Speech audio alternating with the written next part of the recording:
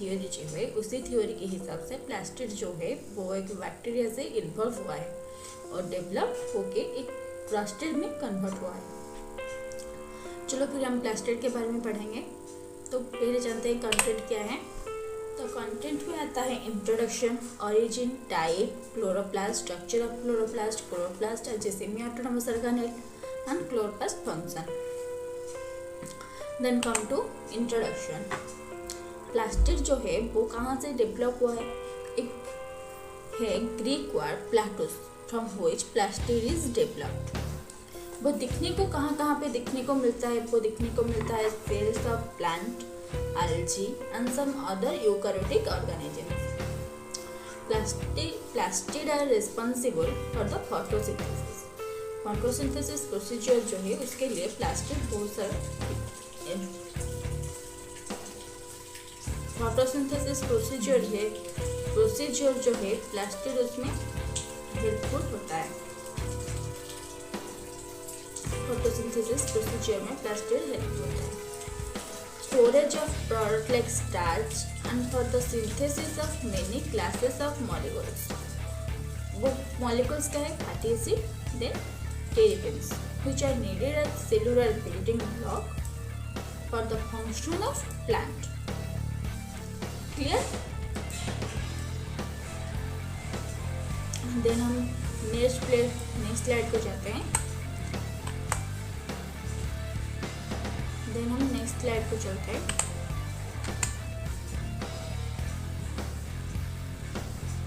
Origin of chloroplast. Chloroplast कहाँ से origin हुआ है?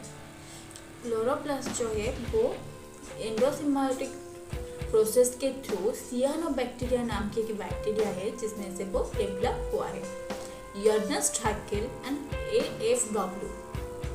एर्नेस्ट हैकेल और AFW, ये देखो यहाँ पे एर्नेस्ट हैकेल और ये है AFW सिम्पर्स।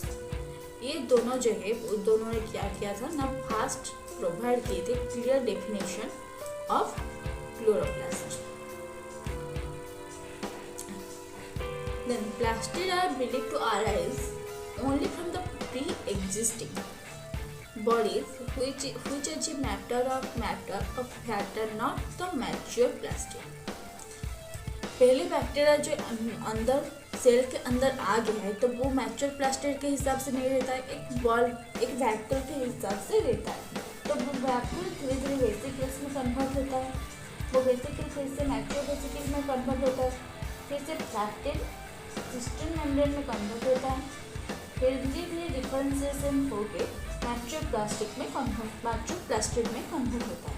तो वो कैसे कन्वर्ट होता है? 3 फेज देके कन्वर्ट होता है। पहले आता है प्रोप्लास्टिड फेज, देन आता है डिफरेंशिएशन फेज, देन आता है मैच्योरेशन फेज।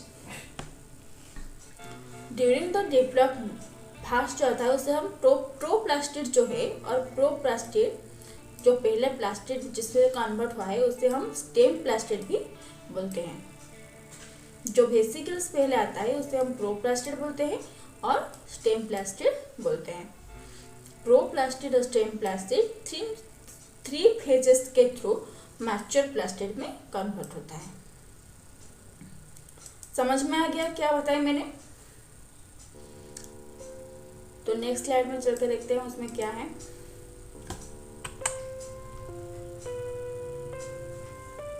टाइप्स में क्या होता है? प्रोप्लास्टिड और अनडिफरेंशिएटेड प्लास्टिड। मैंने पहले बताया था जो हमारा प्रोप्लास्टिड और अनडिफरेंशिएटेड प्लास्टिड जो है वो 3 फेज में आके मैच्योर प्लास्टिड में कन्वर्ट होता है। तो मैच्योर प्लास्टिड कितने मैच्योर प्लास्टिड है? मैच्योर प्लास्टिड जो है पहले आता है हमारा क्लोरोप्लास्ट। मैच्योर प्लास्टिड में फिर पहले आता है chloroplast, then etioplast, chromoplast, gerontoplast, then आता है लिकोप्लास्ट। ये जो है ये है प्रोप्लास्टिड से डेवलप किया हुआ है, और ये लिकोप्लास्ट जो है वो एक के 3 टेस्ट में डेवलप हुआ है। चलो फिर क्लोरोप्लास्ट में के बारे में जानते हैं। क्लोरोप्लास्ट क्या है?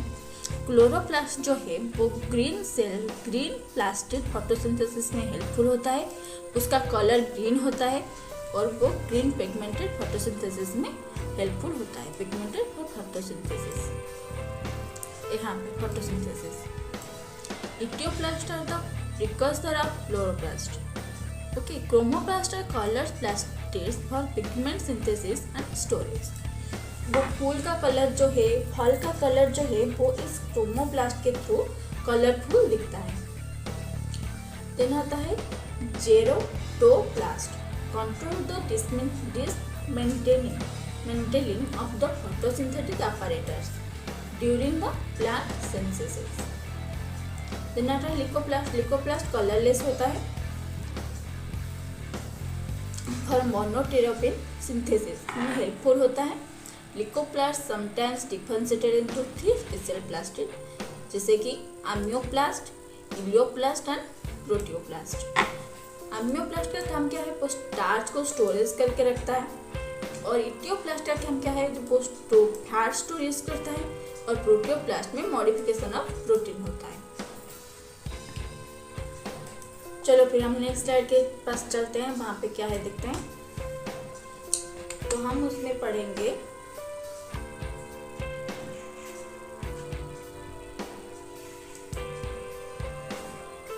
तो ये उसका टाइप है। ये देख लो, मैंने इसका डायग्राम दिया हुआ है। वो पहले ही जो टाइप है इसका एक डायग्राम है ये, इसे मैं तुम लोगों को समझा देती हूँ इसमें से कौन क्या है। तुम डायग्राम के कलर देख के कुछ तो अंदाजा लगा सकते हो कि ये दोनों क्या हो रहे होंगे। सोचो, फिर मैं तुम्हें बताती हूँ। ये जो है, सोचना। अब देखो, ये जो है ये है हमारा प्रोप्लास्ट। ये है प्रोप्लास्ट।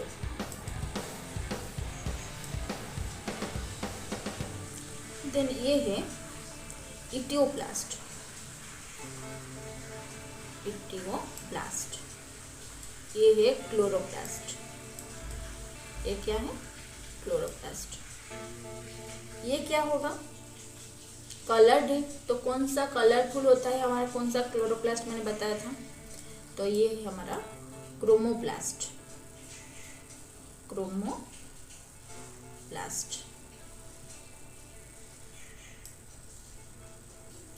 देन ये ग्रीन वाला है क्लोरोप्लास्ट। ये जो है ये है हमारा ल्यूकोप्लास्ट। ल्यूकोप्लास्ट का 3 टाइप्स है। ये पहला वाला है अम्योप्लास्ट। देन ये आता है हमारा इलियोप्लास्ट। देन ये आता है हमारा proteoplast. Diagram clear everyone?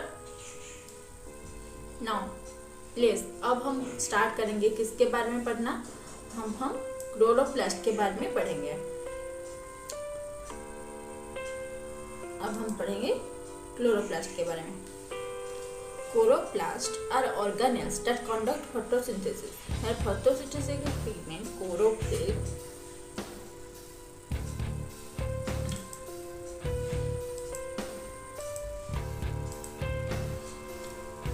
Chloroplast जो है वो एक ऑर्गेनेल है दैट कंडक्ट फोटोसिंथेसिस। मैंने पहले भी बताया था कि क्लोरोप्लास्ट जो है वो फोटोसिंथेसिस कंडक्ट करता है। फोटोसिंथेसिस कैसे, क्यों और कैसे, किस तरह से कंडक्ट करता है कि फोटोसिंथेसिस कंडक्ट करने के लिए उसके पास फोटोसिंथेटिक पिगमेंट रहता है। वो फोटोसिंथेटिक पिगमेंट है क्या? Chlorophyll 2, which capture the energy from the sunlight. Chlorophyll 2 जो है क्लोरोप्लास्ट के अंदर क्लोरोफिल 2 है। इसी क्लोरोफिल 2 क्या करता है? एनर्जी कैप्चर करता है। कहाँ से? From sunlight. Convert it and store it in the energy storage molecule like ATP. Okay, and NADS while filling oxygen from water in plant and alga. समझ में आ गया क्या होता है कि क्लोरोफिल 2 जो है वो क्या करता है? तुम लोग फोटोसिंथेसिस के बारे में पढ़े होंगे 8th और 9th क्लास में। क्लोरोफिल 2 नाम का एक एंजाइम है जो क्या करता है? वो करता क्या है कि सनलाइट को कैप्चर करता है। सनलाइट में जो एनर्जी है उसे कैप्चर करता है और हमारे एटमॉस्फेयर से ऑक्सीजन को लेके उसे कन्वर्ट करके एनर्जी में कन्वर्ट करके स्टोरेज करता है। एनर्जी किस तरह से किस फॉर्म में कन्वर्ट करता है? ATP and NADPH। अब ATP का फुल फॉर्म क्या है? Adenosine triphosphate. एंड एनएडीपीएस का फुल फॉर्म क्या है वो तुम मुझे कमेंट में बताओ। अगर नहीं बता पाए तो नेक्स्ट वीडियो में मैं तुम्हें उसके बारे में बता दूंगी कि एनएडीपीएस है क्या। देन क्लोरोप्लास्ट क्या है? Chloroplast are frequently packed around the nucleus और close to the cell wall. Cell wall से क्लोज होकर रहता है, but in certain case they are homogeneously distributed within the cytoplasm. कुछ सेल वॉल के पास दिखा जाता है, लेकिन कुछ एक्सेप्शन ऐसे जिसमें से डिस्ट्रीब्यूशन होमोजीनियसली डिस्ट्रीब्यूट होकर रहता है साइटोप्लाज्म के अंदर। अब होमोजीनियसली डिस्ट्रीब्यूशन क्या है वो मुझे बताओ तुम्हें। होमोजीनियसली डिस्ट्रीब्यूशन है क्या? किस तरह से होमोजीनियसली वो डिस्ट्रीब्यूट होकर रहता है? होमोजीनियस मतलब एक जगह में ज़्यादा और एक जगह में बहुत कम, ऐसा नहीं। समझ लो ये एक सेल है।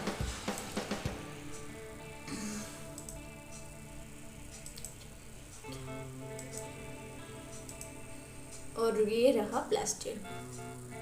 यहाँ पे एक है, यहाँ पे एक है। ऐसा नहीं कि यहाँ पे हम बहुत ज़्यादा प्लास्टिड कर देंगे, इस जगह पे बहुत ज़्यादा प्लास्टिड है पर यहाँ पे सिर्फ एक प्लास्टिड है, इससे नहीं होता। इसे करने के लिए इतना समझ नहीं आएगा, बहुत छोटा सा डॉट है। देखो मैं समझा देती हूँ डॉट को चेंज करके। ये देखो, सोच लो कि ये जो है यहाँ पे तुम देखोगे यहाँ पे बहुत सारा प्लास्टिड पास पास है, लेकिन यहाँ पे सिर्फ एक प्लास्टिड है। ऐसा नहीं होगा, इसे होमोजीनियसली डिस्ट्रीब्यूशन नहीं बोलते हैं। होमोजीनियसली डिस्ट्रीब्यूशन क्या है कि प्लास्टिड के सेल के हर हिस्से में सेम क्वांटिटी के प्लास्टिड दिखने को मिलेंगे। समझ में आ गया? The size of chloroplast is higher plant is about two. Higher plant में प्लास्टिड का साइज कितना है? हायर प्लांट में प्लास्टिड का साइज है 4 to 6 micrometre in diameter and 1 to 3 in thickness.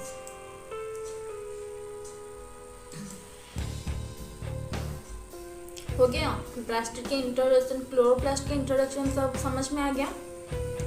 तो अब उसके नेक्स्ट स्लाइड में चलते हैं। नेक्स्ट स्लाइड में क्या है?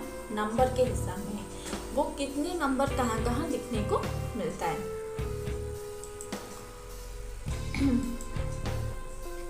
यूजुअली वो कांस्टेंट रहता है in different plant.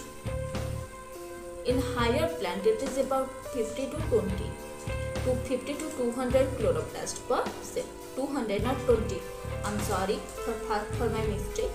It is 50 to 200 chloroplast per cell.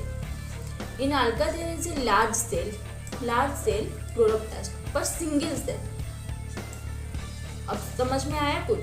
Higher plant जो है उसमें से वो क्या है 50 से 20 दिखने को मिलता है, जहाँ की एक आल्गा में दिखने को कितना मिलता है? एक ही दिखने को मिलता है, बट लार्ज दिखने को मिलता है और एक ही दिखने को मिलता है। अब तुम्हें बैक्टीरिया का नाम दिखाई नहीं देगा, इसलिए मैं इसे क्लियर कर लेती हूँ। ये देखो, the leaf of some, sorry वो बैक्टीरिया का नाम नहीं था, the leaf of some trees. कौन वो ट्री का नाम है? नर्ब्रिक्सम कम्युनिशिस।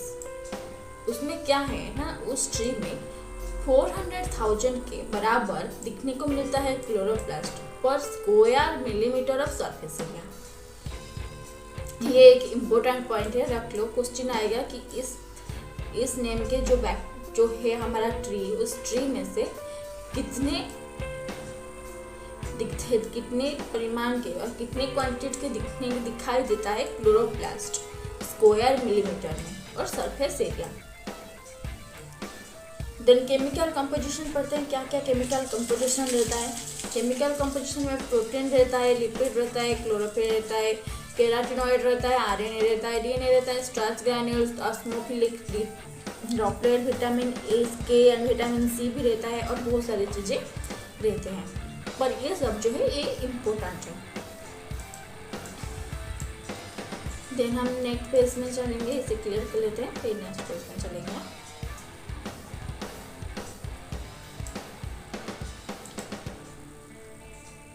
अब हम अल्ट्रा स्ट्रक्चर पढ़ेंगे। किसका अल्ट्रा स्ट्रक्चर पढ़ेंगे? जो हमारा प्लास्टिड का अल्ट्रा स्ट्रक्चर, सॉरी क्लोरोप्लास्ट का अल्ट्रा स्ट्रक्चर हम पढ़ेंगे। वो प्लास्टिड सेम ही बात है, प्लास्टिड से तो क्लोरोप्लास्ट डेवलप हुआ है, बस उसका नेम ही चेंज हो गया।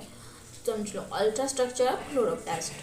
क्लोरोप्लास्ट में अल्ट्रा स्ट्रक्चर क्या होता है, एक आउटर मेम्ब्रेन रहता है, एक इनर मेम्ब्रेन रहता है, इनर मेम्ब्रेन स्पेस रहता है, देन स्ट्रोमा रहता है। स्ट्रोमा को हम मैट्रिक्स भी बोलते हैं और एक्वस फ्लूइड भी बोलते हैं। फिर उसमें आता है थाइलाकॉइड्स, देन ये लैमेला उसे कनेक्शन करता है थायराकॉइड को, देन इसे ग्रैन्यूल्स बोलते हैं। थायराकॉइड इसे मतलब रैक के हिसाब से जो कन्वर्ट होके रखा गया है ना, इसे रैक को हम बोलते हैं ग्रैन्युलम बोलते हैं। ओके, तो इस चीज़ को हम डिटेल्स में देखेंगे। Chloroplasts double membrane envelope called chloroplast envelope. Chloroplast का जो एनवलप है वो डबल मेम्ब्रेन है और हम उसे क्या बोलते हैं कि chloroplast envelope. Each membrane is a phospholipid bilayer. Plasma membrane की तरह ही वो फॉस्फोलिपिड बाइलेयर रहता है। बिटवीन प्लाज्मा मेम्ब्रेन का थिकनेस कितना था मुझे कमेंट में बताना, और इसका थिकनेस कितना है ना 6 to 8 nm थिकनेस में रहता है। And two are separated by a gap of 10 to 20 nm। ये 10 to 20 nm जो थिकनेस है उसका गैप का जो थिकनेस है, इस स्पेस को हम बोलते हैं, क्या बोलते हैं, इंटर मेम्ब्रेन स्पेस। यहाँ पे लिखा गया है inter membrane space. The outer membrane is permeable to most ions and metabolites, but the inner membrane is highly permeable to transport proteins। जैसे माइटोकॉन्ड्रिया का बाहर का जो लेयर होता था, आउटर मेम्ब्रेन जो होता था वो सेमी परमेबल होता था, पर उसका अंदर का जो मेम्ब्रेन था वो हाईली इम्परमेबल होता था सब मॉलिक्यूल्स के लिए। Exactly that is happened in the plastic कि यहाँ पे भी आउटर मेम्ब्रेन जो है वो परमेबल है, सेमी परमेबल है, बट जो अंदर का जो है मतलब इनर मेम्ब्रेन जो है वो हाईली परमेबल, सिलेक्टिवली परमेबल है from some transport protein.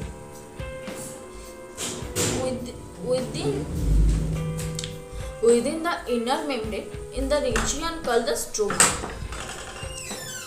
Stroma हम किसको बोलते हैं, इनर मेम्ब्रेन का अंदर जो एक्वस फ्लूइड रहता है उसे हम स्ट्रोमा और मैट्रिक्स बोलते हैं। उसमें क्या वो प्रोटीन रिच होता है and present with in the inner membrane of the chloroplast. The space outside the thylakoid is called the stroma. The chloroplast DNA plus ribosomes are thylakoid system, starch granules and many proteins are found floating on the stroma। अब thylakoid क्या है इसे देखो, there is stroma के बारे में समझ में आ गया कि स्ट्रोमा क्या है, वो एक एक्वस फ्लूइड है जो इनर मेम्ब्रेन के अंदर रहता है। There is a interconnecting flattened membrane membrane compartment called the thylakoid। वो ये डायग्राम देख लो तुम, इस डायग्राम में समझ आ जाएगा। ये देखो, रुको दिखाती हूँ तुम लोग को डायग्राम में। इस डायग्राम में देखो, ये जो तुम्हें बहुत ही गाढ़ कलर के ग्रीन कलर का वो जो रैक टाइप का रखा हुआ है, इसे एक को हम बोलेंगे थाइलाकॉइड, लेकिन ये जो टोटल चीज़ है इस टोटल रैक को हम बोलेंगे ग्रानम। और इसे जो कनेक्ट करता है लाइट ग्रीन कलर का जो लेयर यहाँ पे दिखाया गया है, इस लाइट ग्रीन कलर का जो ट्यूब यहाँ पे दिखाया गया है इसे हम बोलेंगे क्या ना, लैमेला। समझ में आ गया। फिर हम बैक करते हैं, इसको आ जाते हैं। The membrane of thylakoid contain photosynthesis and photosystems 1 and photosystem 2, which harvest solar energy to excite electrons which travel down to the electron transport chain। इसका मतलब क्या हुआ कि जो थाइलाकॉइड है उसके ऊपर भी मेम्ब्रेन रहा होगा, ऐसे ही थाइलाकॉइड तो नहीं बना होगा ना, उससे भी सराउंडिंग के एक मेम्ब्रेन है, तो उसी मेम्ब्रेन के अंदर क्या रहता है कि फोटोसिस्टम 1 एंड फोटोसिस्टम 2 उसी मेम्ब्रेन के अंदर फॉलो होता है। इस स्लाइड सबको समझ में आ गया और ये डायग्राम भी समझ में आ गया। तो फिर हम चलते हैं क्या क्या एंजाइम रहता है उसमें। आउटर मेम्ब्रेन में ये जो इसे क्लियर कर लेते हैं,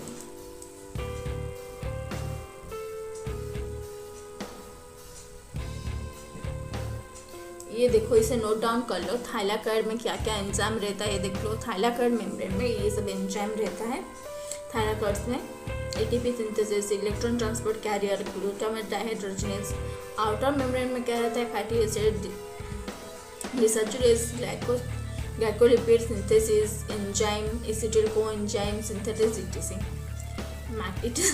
इज एक एंजाइम नहीं है, वो बस एसिड लिखा जाता है, वो समझ लेना।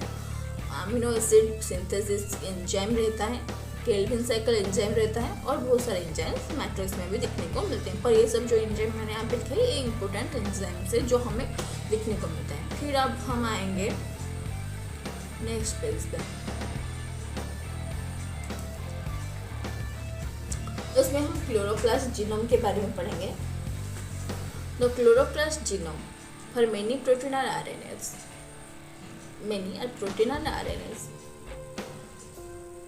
डीएनए भी रहता है, प्रोटीन और डीएनए। सुनो, क्लोरोप्लास्ट का जो है जीनोम हमें कैसे देखने को मिलेगा, क्लोरोप्लास्ट जीनोम, उसमें डीएनए और आरएनए रहता है। पहले तो क्लोरोप्लास्ट मैंने पहले बताया वो जो है वो कहाँ से इवॉल्व हुआ है, वो इवॉल्व हुआ है एक बैक्टीरिया से। तो बैक्टीरिया का जो है उसके अंदर जो रहेगा वो जो जीनोम बैक्टीरिया के अंदर दिखाई जाएगा, वो ही जीनोम में हमें देखने को मिलेगा कहाँ, क्लोरोप्लास्ट में। क्लोरोप्लास्ट का जीनोम का साइज वैरी करता है, बट लार्जर इनफ, बट इतना लार्ज तो होता है कि वो 50 से 100 प्रोटीन्स बना ले using the RNA and transport RNA. The chloroplast genome in land plant में जो प्लांट रहता है उसमें से जो क्लोरोप्लास्ट होता है उसके जीनोम क्या करता है, कोड करता है। किसके लिए कोड करता है, 4 RNAs and 30 tRNAs, 4 RNAs and 30 tRNAs and 60 proteins. इतना इंट्रोडक्शन काफी है क्लोरोप्लास्ट जीनोम के लिए। अब बताओ मुझे, क्लोरोप्लास्ट को सेमी ऑटोनोमस सेल क्यों कहा जाता है। जिसने माइटोकॉन्ड्रिया जो है उसे अच्छे से सुना होगा, अच्छे से पढ़ा होगा उस वीडियो को, तो तुम्हें पता आसानी से बता सकते हो कि क्लोरोप्लास्ट को सेमी ऑटोनोमस ऑर्गेनेल क्यों कहा जाता है।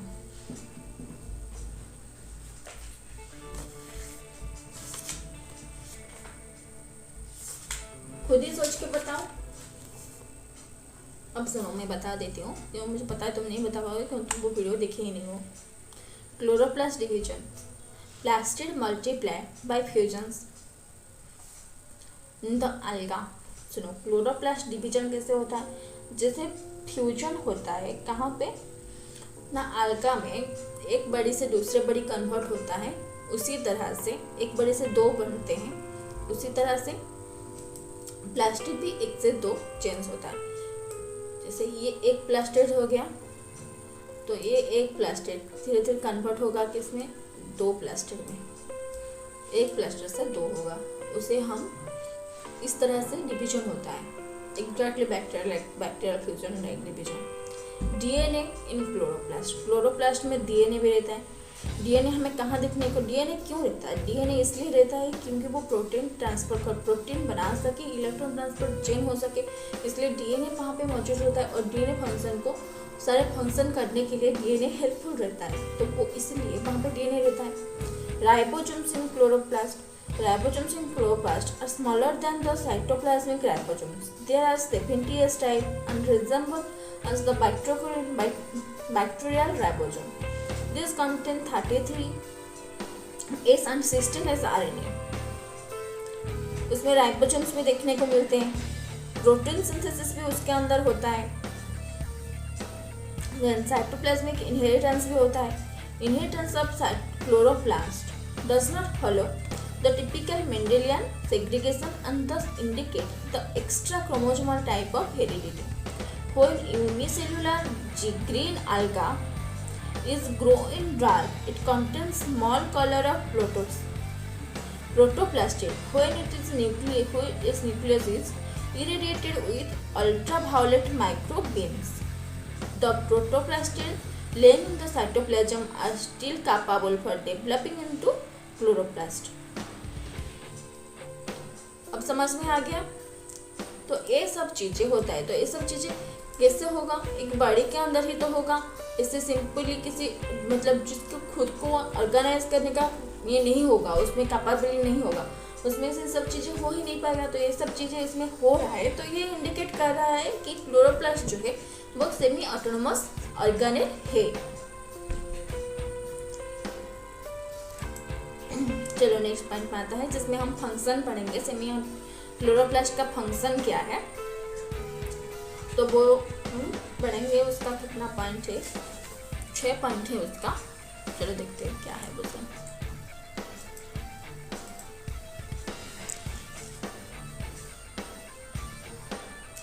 क्लोरोप्लास्ट, इसका साइज चेंज कर लेती हूँ, are the site of photosynthesis. Photosynthesis उसमें होता है, मैंने बताया उसमें क्लोरोफिल है जिसके वजह से वो फोटोसिंथेसिस होता है।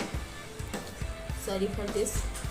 which comprise a state of light development and light independent reaction to harness solar energy and convert it into chemical energy। बताया था मैंने। compartment of chloroplast particles in the several regulatory function of the cell as well as photo respiration। chloroplasts are provide diverse metabolic activity for the plant cell, including the synthesis of fatty acid, membrane lipid, isoperonoids, tetrapherols, starch, and hormones। Plants lack specialized immunocells. All plant cells precipitate in the plant response। The chloroplast with the nucleus and cell membrane and are the key organelles of pathogen defense। Pathogen defence में ये सब help करते हैं। कहाँ की plaster pathogen में help करते हैं, वो है न्यूक्लियस के पास जो प्लास्टर देखने को मिलते हैं, सेल मेम्ब्रेन के अंदर जो प्लास्टर देखने को मिलते हैं, nucleus and cell membrane and ER में जो प्लास्टर है वो हेल्पफुल होता है। Chloroplast and can serve as cellular sensor. ये है हमारा क्लोरोप्लास्ट का फंक्शन। अब समझ में आ गया सब कुछ। तो इस वीडियो को तुम लोग अच्छे से देखने के बाद उसमें से कहाँ तुम्हें डाउट रहता है, वो जिस जगह पे तुम समझ नहीं पा रहे हो उसके बारे में मुझे बताना। फिर उसके बाद अगर मुझे लगा कि तुम्हें उसके कोई डाउट है जो तुम्हें दूसरे वीडियो में समझा देना चाहे तो मैं बनाऊँगी। और एक काम करना कि वीडियो को लाइक शेयर सब्सक्राइब करने के साथ कमेंट में बता देना कि तुम्हें अच्छा लगा या बुरा, या फिर किस जगह में तुम्हें समझ में नहीं आया, वो सब भी बता देना। सब्सक्राइब करते वक्त उसके साइड में जो घंटी है उसे ज़रूर बजा देना ताकि मैं नेक्स्ट वीडियो का नोटिफिकेशन तुम्हारे पास जा सके। ओके, देन बाय, मिलते हैं अगली वीडियो में।